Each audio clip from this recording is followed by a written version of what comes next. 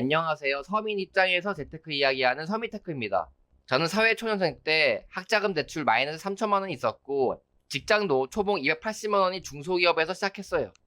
그리고 대학원 다니느라 29살에 취직을 했고 그 직장에서 7년 동안 재직을 하였죠. 처음에는 200만 원씩 저축을 하였고 계산을 해보니 20년간 200만 원을 저축하면 5억 정도 되더라고요.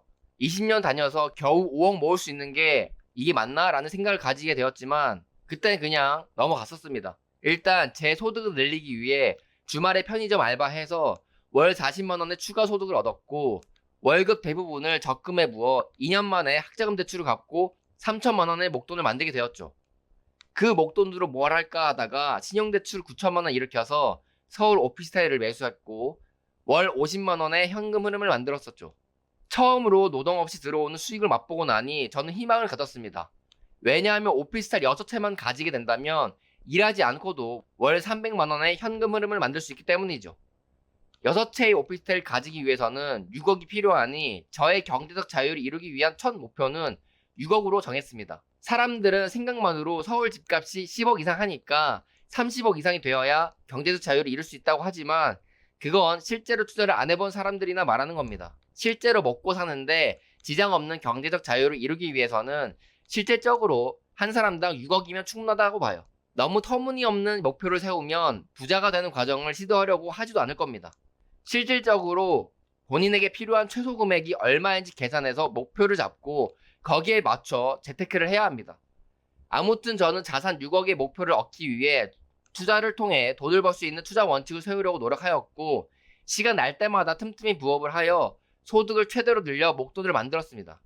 그렇게 7년 동안 살아온 결과 모은 돈 플러스 투자 소득으로 자산 6억을 얻을 수가 있었죠. 막상 6억을 얻고 나니 예전엔 오피스텔로만 현금을 만들려고 했었는데 오피스텔보다 더 효율이 좋은 미국 배당주를 알게 되면서 월 300만 원의 현금 흐름은 4억으로 만들 수가 있었고 저는 경제적 자유 목표 금액을 얻을 수가 있었습니다.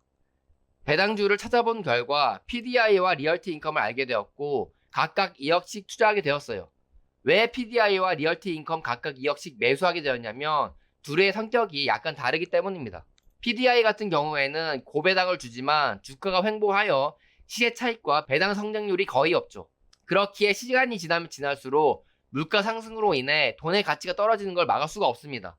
그래서 이것을 보완하기 위해 배당은 상대적으로 적지만 시세 차익과 배당 성장률이 있는 리얼티 인컴을 섞어서 투자한 것이죠.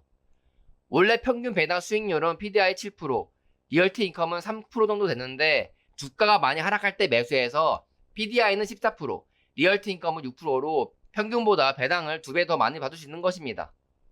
이렇게 배당주를 싸게 매수한다면 4억만으로도 인플레이션 해지도 가능하면서 안정적으로 매월 300만 원의 현금 흐름이 발생될 수 있게 되는 것이죠.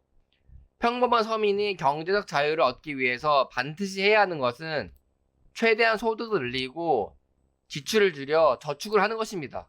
그리고 투자로 돈을 벌 수 있는 원칙을 만드는 이 세 가지를 하셔야 합니다. 이 세 박자가 모두 맞아야 기회가 왔을 때 투자로 큰 돈을 벌어 경제적 자유를 얻을 수가 있을 거예요. 인생이 변하는 게 쉬운 일이 아닙니다.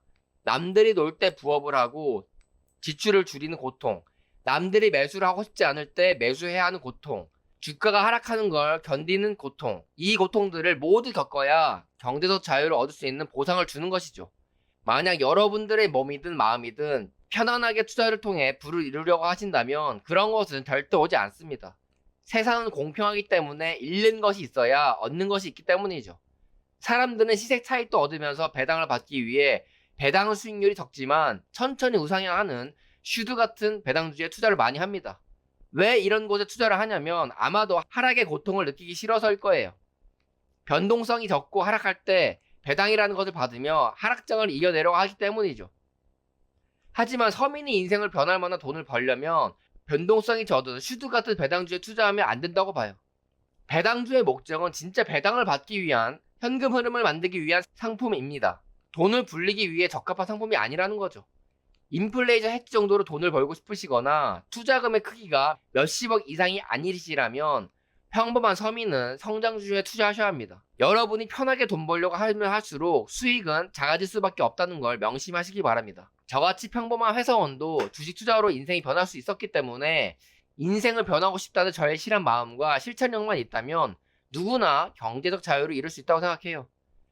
지금처럼 평생 힘들게 회사에서 싫은 소리를 들으며 가난해서 벗어나지 못한 인생을 평생 사는 것보다 몇 년만 고생하고 그 이후에는 경제적 자유를 이루며 편한 인생을 사는 게 저는 훨씬 낫다고 봅니다.